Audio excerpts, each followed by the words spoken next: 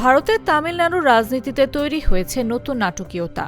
বিধানসভা নির্বাচনে সর্বোচ্চ আসন জিতে আলোচনার কেন্দ্রবিন্দুতে থাকা অভিনেতা বিজয়ের দল তামিলাকা ভেত্রী কাজাকাম টিভিকে এবার কঠোর বার্তা দিয়েছে। জনগণের রায় উপেক্ষা করে অন্য কোনো দল সরকার গঠনের চেষ্টা করলে তাদের নির্বাচিত ১৬০ জন বিধায়ক একযোগে পদত্যাগ করবেন।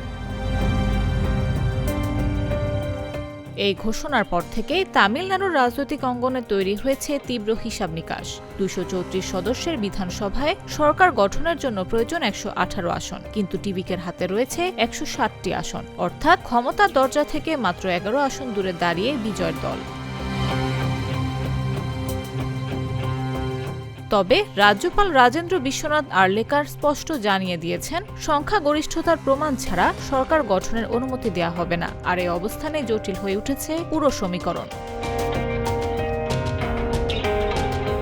এদিকে ডিএমকে এবং এআইএডিএমকের সম্ভাব্য সমঝোতা নিয়ে রাজনৈতিক মহলে জোর গুঞ্জন শুরু হয়েছে। ডিএমকে প্রধান এম.কে. স্ট্যালিনকে জরুরি রাজনৈতিক সিদ্ধান্ত নেয়ার পূর্ণ ক্ষমতা দেয়া হয়েছে। অন্যদিকে এআইএডিএমকে নেতা এডাপ্পাডি কে পলানিস্বামী জানিয়েছেন, তারা এখন পরিস্থিতি পর্যবেক্ষণ করছেন।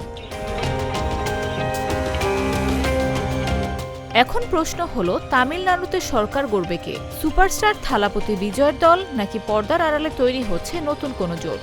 আগামী কয়েকদিনই হয়তো ঠিক করে দেবে দক্ষিণ ভারতের এই রাজনৈতিক নাটকের পরবর্তী অধ্যায়। নিউজ ডেস্ক, জাগো নিউজ।